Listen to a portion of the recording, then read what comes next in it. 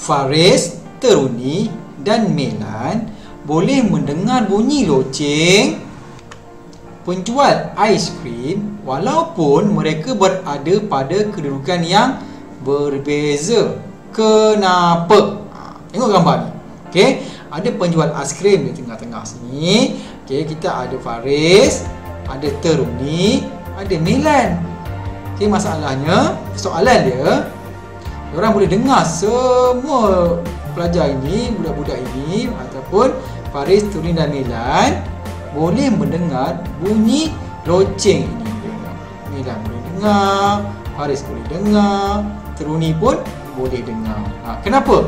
Okey, tengok. Walaupun mereka berada pada kedudukan yang berbeza, mereka boleh mendengar bunyi loceng daripada penjual itu kerana bunyi bergerak ke semua arah. Bergerak ke semua arah, maksudnya ke kiri, ke kanan, ke belakang, okey, ke atas. Okey, jadi secara kesimpulannya bunyi bergerak ke semua arah. Berbeza dengan cahaya. Cahaya hanya bergerak lurus. Bunyi bergerak ke semua arah. Sebab itulah semua arah dapat mendengar bunyi loceng ini. Okey, jadi bunyi bergerak ke semua arah. Sebab itulah kita dapat dengar walaupun kita berada pada kedudukan yang berbeza. Okey, kita tengok contoh yang lain pula. Perhatikan pula situasi di bawah. Okey, situasi di mana ni? Macam dekat sekolah kan? Okey, ada bangunan tinggi, ada pelajar, ada bangunan yang lain yang terpisah. Okey.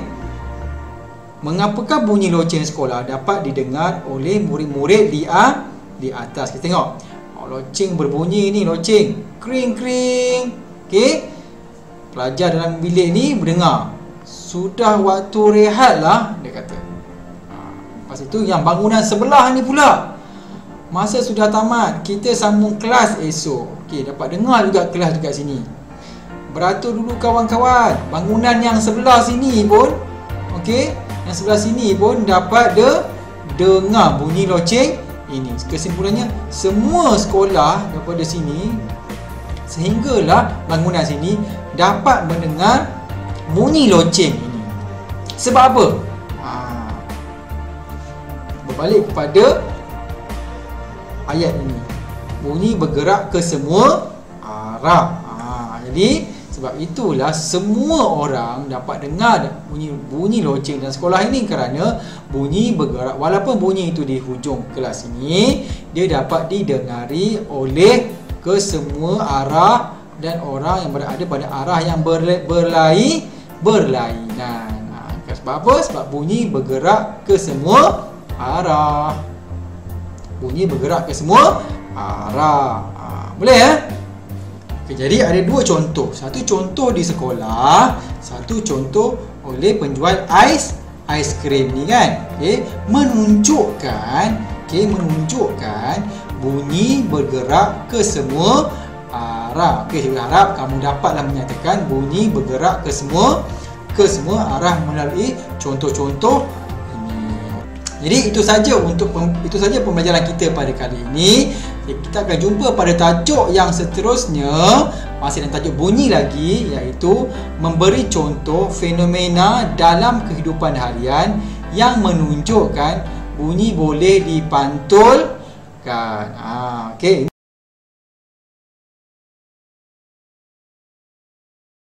Bunyi boleh dipantulkan. Alright. Sebelum tu, objektif pembelajaran kita kali ini, cikgu harapkan selepas selesai saja pembelajaran kita, kamu dapat memberi contoh fenomena dalam kehidupan harian kamu, okay, yang menunjukkan bunyi boleh dipantulkan. Bunyi boleh dipantulkan. Okey, kita tengok penerangan ni ya. Faris dan keluarganya baru saja berpindah ke rumah baru. Okey, kosonglah rumah tu.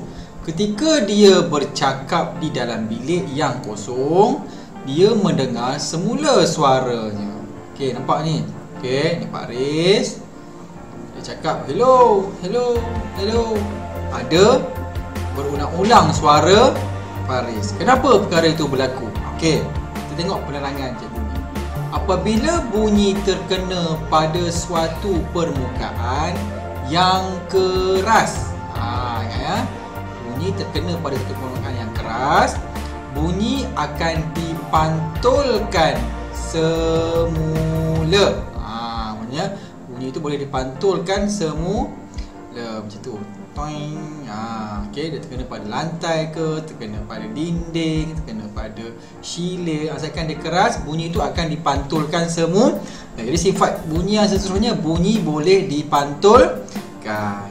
Okey. Tengok gambar ni. Gambar ni menerangkan pantulan bunyi. Tengok ya. Dia keluarkan suara kan. Okey, arah bunyi bergerak di sini. Bunyi itu pergi dan bunyi itu akan dipantulkan semula apabila terkena pada permukaan keras. Gelombang bunyi ini dipantulkan semula.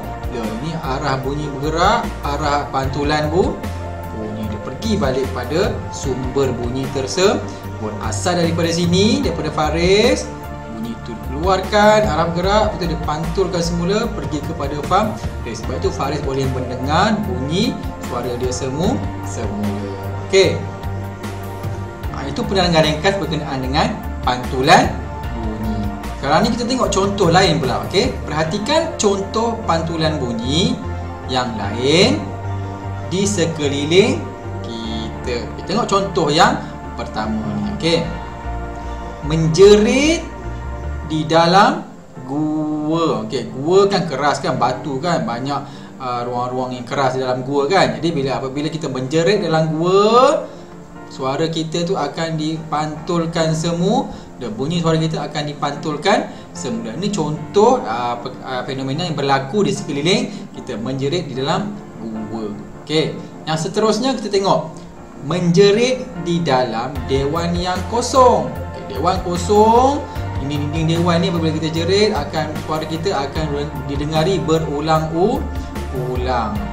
Sama macam kejadian dalam gua ini. Okey, nampak Seterusnya kita tengok penerangan ni pula ya. Fenomena pantulan bunyi. Pantulan bunyi berlaku di sekeliling kita. Tengok contoh yang tadi kan. Okey. Pantulan bunyi digunakan oleh manusia dan haiwan. Rupa-rupanya bukan sahaja manusia yang menggunakan pantulan bunyi ya. Haiwan juga terlibat juga dalam pantulan bunyi dengan pelbagai cara. Apakah fenomena pantulan bunyi yang berlaku di sekeliling kita selain daripada contoh-contoh yang tadi tu? Okey, kita tengok contoh yang pertama ni. Gema. Okey, apa itu gema? Gema ialah bunyi yang terhasil apabila bunyi dipantulkan pada permukaan yang keras. Rupa-rupanya contoh-contoh yang tadi ni, okey, ini semua kita panggil gema. Okey, tengok contoh ni ya. Ada orang ni, ada bot ni, dia mengeluarkan bunyi. Okey, pantulan bunyi yang terhasil itu dipanggil gema. Nampak ya? Panggil gema. Tengok fakta sains ni.